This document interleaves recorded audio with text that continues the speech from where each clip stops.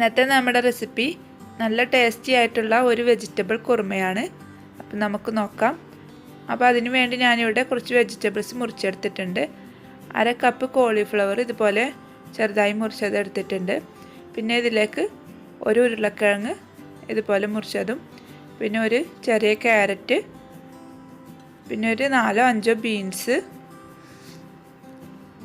പിന്നെ ഒരു സവാളയുടെ പകുതി ഇതുപോലെ ചെറുതായി മുറിച്ചതും, ഒരു ചെറിയ തക്കാളി ചെറുതായി മുറിച്ചതും കൂടെ എടുത്തിട്ടുണ്ട്. പിന്നെ ഇതിലേക്ക് വേണ്ടിയിട്ട് 1/2 കപ്പ് ഗ്രീൻ പീസ് എടുത്തിട്ടുണ്ട്.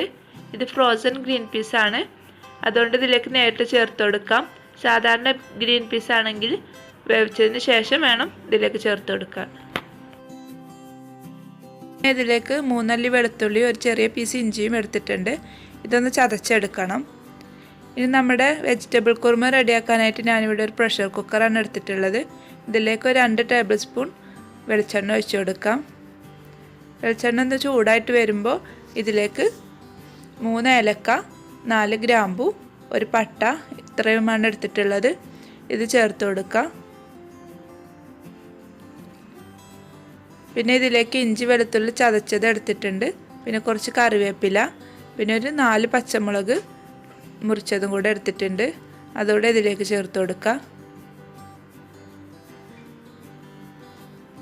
നന്നായി ഒന്ന് മൂപ്പിച്ചെടുക്കാം.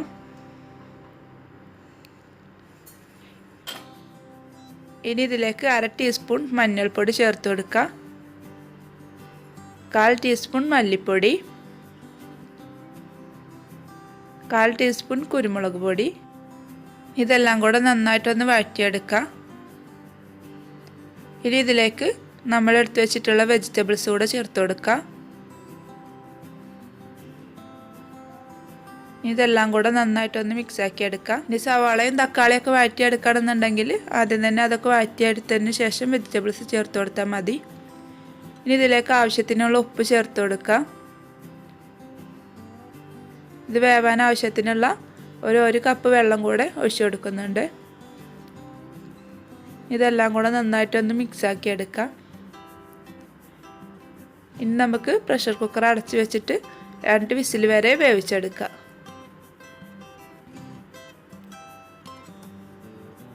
പിന്നെ ഇതിലേക്ക് ഒരു അരപ്പ് റെഡിയാക്കുന്നുണ്ട്. അതിന് വേണ്ടിയിട്ട് 1 ടേബിൾ സ്പൂൺ തൈര്, 6 ടേബിൾ സ്പൂൺ തേങ്ങ, 1/4 കപ്പ് കാഷ്യൂനട്ട് വെള്ളത്തിൽ കുതിർത്തത്, ഇത് 3ഉം കൂടെ നന്നായിട്ടൊന്ന് അരച്ചെടുക്കണം. ഇപ്പോൾ 2 വിസിൽ വന്നിട്ടുണ്ട്. ഇനി നമുക്ക് തീ ഓഫ് ചെയ്ത് വെക്കാം. അപ്പോൾ ആവി മുഴുവനായിട്ട് പോയിട്ടുണ്ട്. ഇനി ഇത് നമുക്ക് തുറന്ന് നോക്കാം. വെജിറ്റബിൾസൊക്കെ നന്നായിട്ട് വെന്ത് വന്നിട്ടുണ്ട്. ഇനി ഇതിലേക്ക് അരച്ച് വെച്ചിട്ടുള്ള കാഷ്യൂനട്ടും തേങ്ങയുടെ ആ കൂട്ട് ചേർത്ത് കൊടുക്കാം. ഇത് നന്നായിട്ടൊന്ന് മിക്സാക്കി എടുത്ത് ഇതൊന്ന് തിളപ്പിച്ചെടുക്കണം.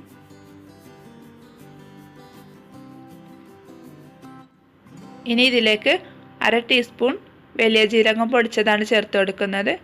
അതോടെ ചേർത്ത് കൊടുക്കാം. ജീരകപ്പൊടി ഇല്ലെങ്കിൽ തേങ്ങ അരക്കുന്ന കൂട്ടത്തിൽ ഒരു 1/2 ടീസ്പൂൺ ജീരകം കൂടെ ചേർത്ത് അരച്ചാൽ മതി. ഇനി ഇത് നന്നായിട്ടൊന്ന് മിക്സാക്കി എടുക്കാം. ഇത് നന്നായി തിളച്ച് വന്നിട്ടുണ്ട്.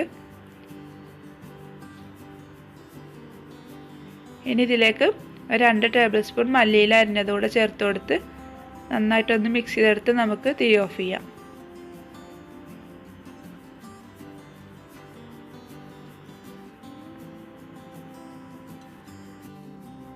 അപ്പം നമ്മുടെ ഈസി ആയിട്ടുള്ള വെജിറ്റബിൾ കുറുമ ഇവിടെ റെഡി ആയിട്ടുണ്ട്. നല്ല ടേസ്റ്റി ആയിട്ടുള്ള ഒരു ഡിഷാണിത്. അപ്പോൾ എല്ലാവരും ട്രൈ ചെയ്ത് നോക്കണം. പിന്നെ നിങ്ങൾക്ക് വീഡിയോ ഇഷ്ടമായിട്ടുണ്ടെങ്കിൽ ലൈക്ക് ചെയ്യണം, ഷെയർ ചെയ്യണം, ചാനൽ സബ്സ്ക്രൈബ് ചെയ്യണം. പുതിയ വീഡിയോസിനായിട്ട് ബെല്ലൈക്കണും കൂടെ ക്ലിക്ക് ചെയ്യണം. Thank you.